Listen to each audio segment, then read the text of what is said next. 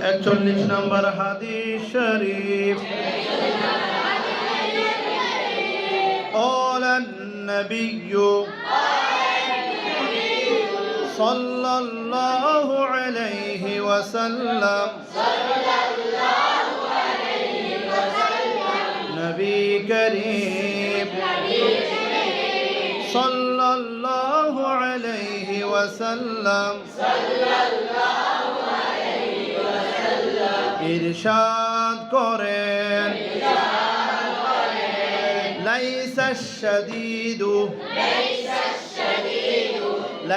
الشديد بالسرعة إنما الشديد الذي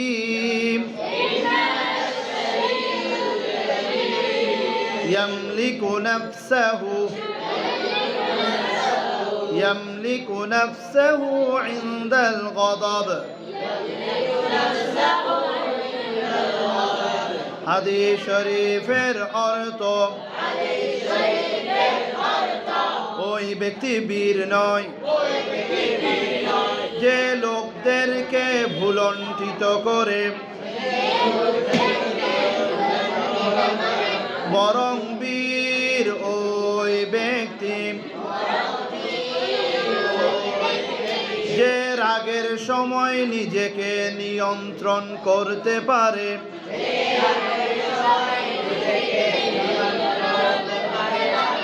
ليس الشديد بالسرعة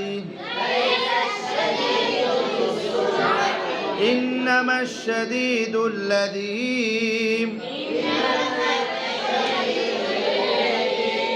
يملك نفسه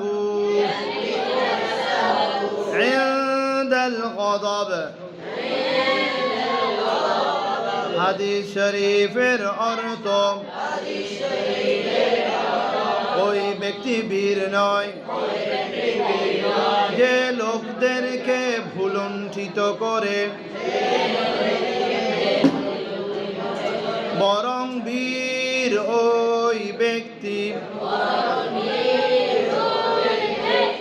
যে রাগের সময় নিজেকে নিয়ন্ত্রণ করতে পারে।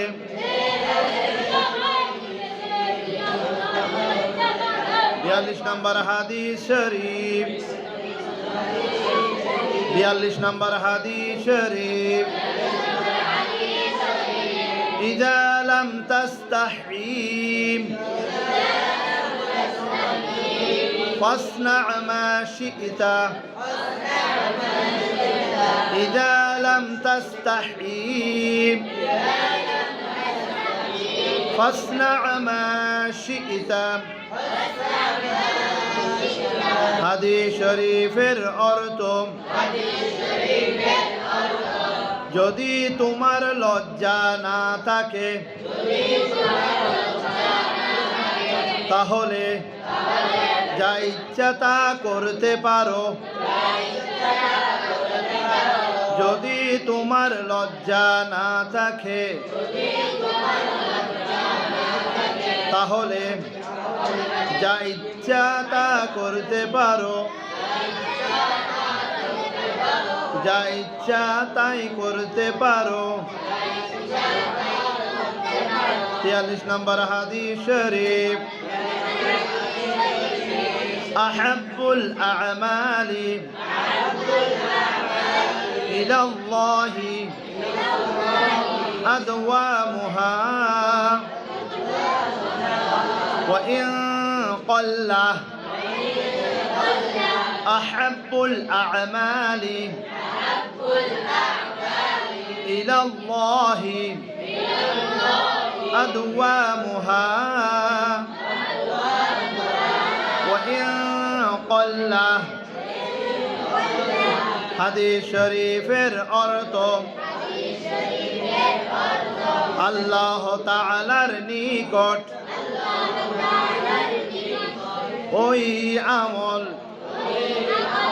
ওই আমল সবচেয়ে বেশি প্রিয় যা সর্বদা করা হয়, যদিও তা অল্প হয়। হাদিস শরীফের অর্থ আল্লাহ তাআলার নিকট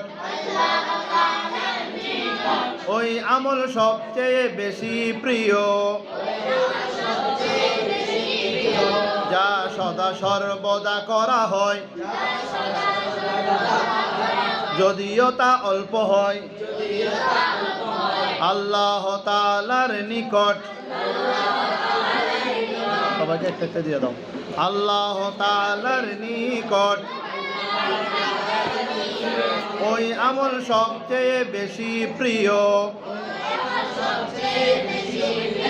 যা সদা সর্বদা করা হয়, যদিও তা অল্প হয়। 44 নম্বর হাদিস শরীফ, ইন্না মিন আহাব্বিকুম ইলাইয়া আহসানাকুম আখলাকা ইন্না মিন আহিব্বিকুম ইন্না মিন আহাব্বিকুম ইন্না মিন আহাব্বিকুম ইলাইয়া আহসানাকুম আখলাকা ইন্না মিন আহাব্বিকুম ইলাইয়া আহসানাকুম আখলাকা ইন্না মিন আহাব্বিকুম ইলাইয়া আহসানাকুম আখলাকা। হাদিস শরীফের অর্থ তোমাদের মধ্যে আমার নিকট ওই ব্যক্তি অধিক প্রিয় যে বেশি চরিত্রবান। তোমাদের মধ্যে আমার নিকট ওই ব্যক্তি অধিক প্রিয় যে বেশি চরিত্রবান। তোমাদের মধ্যে আমার নিকট ওই ব্যক্তি অধিক চরিত্রবান, ওই ব্যক্তি অধিক প্রিয় যে বেশি চরিত্রবান। 45 নম্বর হাদিস শরীফ, 45 নম্বর হাদিস শরীফ, আদ-দুনিয়া সিজনুল মুমিনি ওয়া জান্নাতুল কাফিরি। আদ-দুনিয়া সিজনুল মুমিনি ওয়া জান্নাতুল কাফিরি। হাদিস শরীফের অর্থ দুনিয়া মুমিনদের জন্য জেলখানা ও কাফিরদের জন্য বেহেশতখানা। দুনিয়া মুমিনদের জন্য জেলখানা ও কাফিরদের জন্য বেহেশতখানা। দুনিয়া মুমিনদের জন্য জেলখানা ও কাফিরদের জন্য বেহেশতখানা।